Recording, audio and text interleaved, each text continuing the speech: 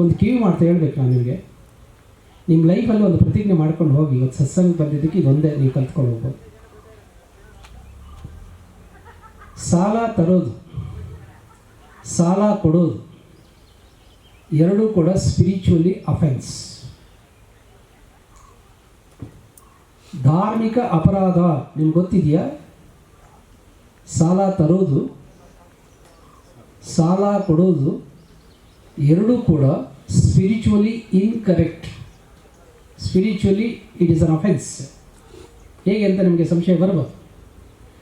ಸಾಲವನ್ನು ಧಾರ್ಮಿಕ ಭಾಷೆಯಲ್ಲಿ ಅಥವಾ ನಮ್ಮ ಆದಿ ಭಾಷೆಯಲ್ಲಿ ಋಣ ಅಂತಾರೆ, ಮೈನಸ್ಸು ಅಂತಾರೆ. ಯಾವ್ಯಾವ ಋಣ ಗೊತ್ತಾ? ಉಪ್ಪು ಋಣ, ಕರೆಕ್ಟಾ?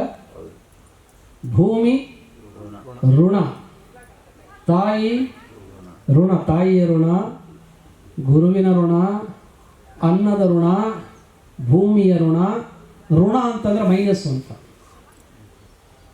ಅದು ಹೇಗೆ ನಾವು ಸೈಂಟಿಫಿಕಾಗಿ ತಿಳ್ಕೊಳ್ಳೋದು? ನೀವು ಕಲ್ಲನ್ನು ಜೋರಾಗಿ ಮೇಲಕ್ಕೆ ಎಸ್ರಿ, ಅದಕ್ಕೆ ಪ್ರಯತ್ನ ಬೇಕು. ಎಸೆಯೋದಕ್ಕೆ ಭೂಮಿ ಏನು ಮಾಡ್ತದೆ ಗೊತ್ತಾ? ತನ್ನ ಕಡೆ ಹೇಳ್ಕೊಳ್ತದೆ. ಇದೇ ಋಣ. ಅದು ಯಾವತ್ತೂ ಕೂಡ ಮೇಲೆ ಹೋಗಕ್ಕೆ ಬಿಡೋದಿಲ್ಲ. ಋಣದಲ್ಲಿ ಯಾವನಿರ್ತಾನೋ ಅವನು ಯಾವತ್ತೂ ಕೂಡ ಗಮ್ಯಸ್ಥಾನ. ರಾಕೆಟ್ ಏನು ಮಾಡ್ತದೆ? ಅದರೊಳಗಡೆ ಒಂದು ಸ್ಯಾಟಲೈಟ್ ಇರ್ತದೆ. ಅದನ್ನು ಭೂಮಿಯ ಗುರುತ್ವಾಕರ್ಷಣೆ ವಿರುದ್ಧವಾಗಿ ಮೇಲಕ್ಕೆ ಹೋಗಿ ಕಕ್ಷೆಗೆ ಮುಟ್ತದೆ. It is costly affair.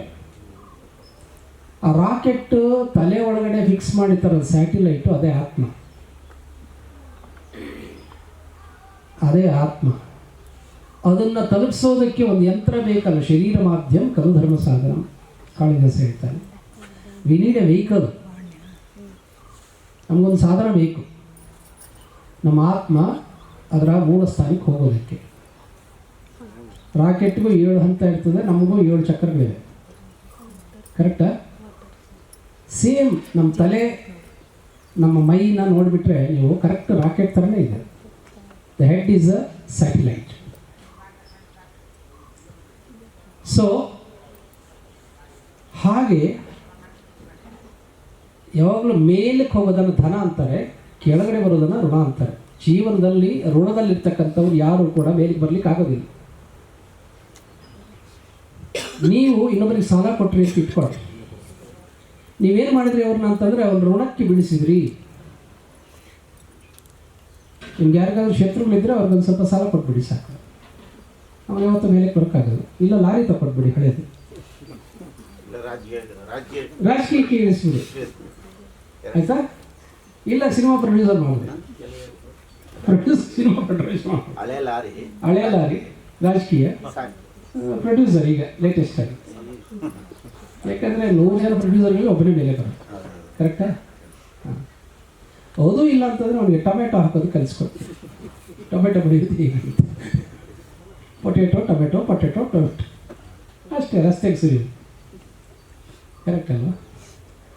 So ನೀವು ಇನ್ನೊಬ್ಬರಿಗೆ ಸಾಲ ಕೊಟ್ಟರೆ ಧಾರ್ಮಿಕವಾಗಿ ಹೇಗೆ ಅದು ಅಪರಾಧ ಅಂತಂದರೆ, ನೀವು ಉದ್ದೇಶಪೂರ್ವಕವಾಗಿ ಅವನ್ನ ಋಣಕ್ಕೆ ಬೀಳಿಸಿದ್ರಿ. ಸಾಲನ ಏನಂತಾರೆ? ಋಣ ಅಂತಾರೆ. ಒಂದು ವೇಳೆ ನೀವು ಇನ್ನೊಬ್ಬರ ಹತ್ರ ಸಾಲ ತೊಗೊಂಡು ಬಂದ್ರಿ ಅಂತ ಇಟ್ಕೊಳ್ಳಿ, ನೀವು ಋಣಕ್ಕೆ ಬಿದ್ದಿರಿ, ಅವನ ಋಣದಲ್ಲಿ ಇರ್ತೀರಿ. ಭಾಳಷ್ಟು ಜನ ಮಾತಾಡೋದು ಈಗಿಲ್ಲ, ಹಿಂದೆ ಇತ್ತು.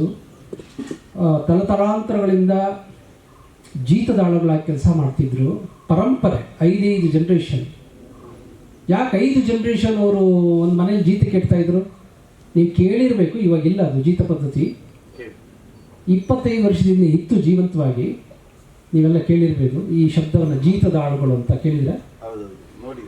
They don't work for salary, they don't work for salary.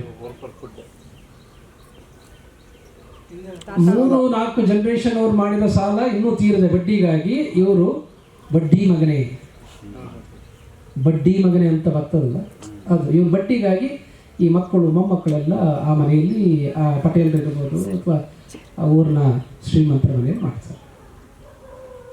ಹಂಗೆ ಮಾಡಿದ್ಯಾರು? ನಾವೇ. ಹಂಗಾಗಿದ್ಯಾರು? ನಾವೇ. ತಂದಿದ್ದರಿಂದ ಇವರು ಜೀತದಾಳುಗಳಾಯಿತು, ಆದರೂ ಕೊಟ್ಟಿದ್ದರಿಂದ ಅವರು ಇವ್ರನ್ನ ಋಣಕ್ಕೆ ಬೀಳಿಸಿದ್ರು. ಇದು ಜನ್ರೇಷನ್ ಆದಮೇಲೆ ಏನು ಬರ್ತದೆ ಗೊತ್ತಾ, ಇದು ರಿವರ್ಸ್ ಆಗ್ತದೆ. ಯಾರು ಜೀತದಾಳುಗಳಾಗಿದ್ದರೂ ಅವರು ಇನ್ನೊಂದು ಜನ್ರೇಷನಲ್ಲಿ ಶ್ರೀಮಂತರಾಗ್ತಾರೆ, ಯಾರು ಜೀತದಾಳುಗಳು ಆಗಿಸ್ಕೊಂಡಿದ್ರು ಅವರು ಅವ್ರ ಮನೇಲಿ ಜೀತ ಮಾಡ್ತಾರೆ. ಬೇಕಾಯಿತು ಏನು ಗೋಲ್ಡನ್ ಪ್ರಿನ್ಸಿಪಲ್? ಯಾರು ಶ್ರೀಮಂತ ಗೊತ್ತಾ ನನ್ನ ದೃಷ್ಟಿಯಲ್ಲಿ? ಯಾರ್ದು ಸಾಲ ಇಲ್ವೋ ಅವರೇ ಶ್ರೀಮಂತ. ಯಾಕೆಂದರೆ ಅವನಿಗೆ ಕಣ್ಣು ಮುಚ್ಕೊಂಡಿದ್ದ ತಕ್ಷಣ ಇದ್ರೆ ಬರ್ತದೆ, ತಿಂದಿ ಜೀರ್ಣ ಆಗ್ತದೆ, ಏನೂ ರೋಗಗಳು ಮಾನಸಿಕ ರೋಗ ಬರೋದೇ ಇಲ್ಲ. ಅವನು ಹೊಟ್ಟೆ ಗಿಟ್ಟೆಗೆ ಇಲ್ಲದೆ ಸಣ್ಣಗಿರ್ಬೋದು, ಬಟ್ ಮಾನಸಿಕ ರೋಗಗಳಂತೂ ಅವನ ಹತ್ರ ಸುಳಿಯೋದಿಲ್ಲ, ಇನ್ಸೋಮ್ನಿಯಾ ಬರೋದಿಲ್ಲ. ಕರೆಕ್ಟಾ? ಸೊ ಹಾಗಾಗಿ ಧಾರ್ಮಿಕವಾದ ಅಪರಾಧ. ಹಾಗಾದರೆ ಕಷ್ಟ ಬಂದಾಗ ಏನು ಮಾಡಬೇಕು? ಅದಕ್ಕೆ ಅಂತಲೇ ಭಗವಂತ ಆಲ್ಟರ್ನೇಟಿವ್ ವೇಸನ್ನು ಸೃಷ್ಟಿ ಮಾಡಿದ್ದಾರೆ. ಬ್ಯಾಂಕಲ್ಲಿ ತಗೋ. ಬ್ಯಾಂಕ್ ಅನ್ನೋದು ವ್ಯಕ್ತಿ ಅಲ್ಲ ನೋಡಿ, ತಮಾಷೆ. ಈಗ ಸ್ನೇಹಿತರ ಹತ್ರ ಸಾಲ ತಗೊಳ್ಳೋದು, ಬಂಧುಗಳ ಹತ್ರ ಸಾಲ ತಗೊಳ್ಳೋದು, ಗೊತ್ತಿರೋ ಹತ್ರ ಸಾಲ ತಗೊಳ್ಳೋದು ಬೇರೆ. ಬ್ಯಾಂಕ್ ಅನ್ನೋದು ಒಂದು ಇನ್ಸ್ಟಿಟ್ಯೂಷನ್. ಮಲ್ಯ ಅಂತಕ್ಕಂಥವನು 9,000 ಕೋಟಿ ನಾಮ ಹಾಕಿ ಹೋದರೂ ಕೂಡ ಯಾವನೊಬ್ಬ ಇಂಡಿವಿಜುವಲ್ ವ್ಯಕ್ತಿ ಇಲ್ಲಿ ಲಾಸ್ ಆಗಲಿಲ್ಲ. ಕರೆಕ್ಟ್ ಅಲ್ವಾ? ಬ್ಯಾಂಕಲ್ಲಿ ಧರ್ಮದ ಬಡ್ಡಿ ತಾನೇ, ಪ್ರೈವೇಟಲ್ಲಿ ಅಧರ್ಮದ ಬಡ್ಡಿ 5 ರೂಪಾಯಿಯಿಂದ 10 ರೂಪಾಯಿ ಮೀಟರ್ ಬಡ್ಡಿ. ಬ್ಯಾಂಕಿನ ಸಾಲನೇ ಪ್ರಾಮಾಣಿಕವಾಗಿ ದುಡಿದ್ರೂ ಕೂಡ ತೀರ್ಸೋಕ್ಕಾಗಲ್ಲ ಅಂದಮೇಲೆ 1 ರೂಪಾಯಿ 2 ರೂಪಾಯಿ 3 ರೂಪಾಯಿ 4 ರೂಪಾಯಿ 5 ರೂಪಾಯಿ ಬಡ್ಡಿಗೆ ತೊಗೊಂಡ್ರೆ ಖಂಡಿತ ತೀರ್ಸೋಕ್ಕಾಗೋದೇ ಇಲ್ಲ. ಈ ಅರಿವಿಲ್ಲದೆ ಇಡೀ ದೇಶದ ಜನ ಮಾಡ್ತಿರ್ತಕ್ಕಂಥದ್ದು ಇದೇನೆ.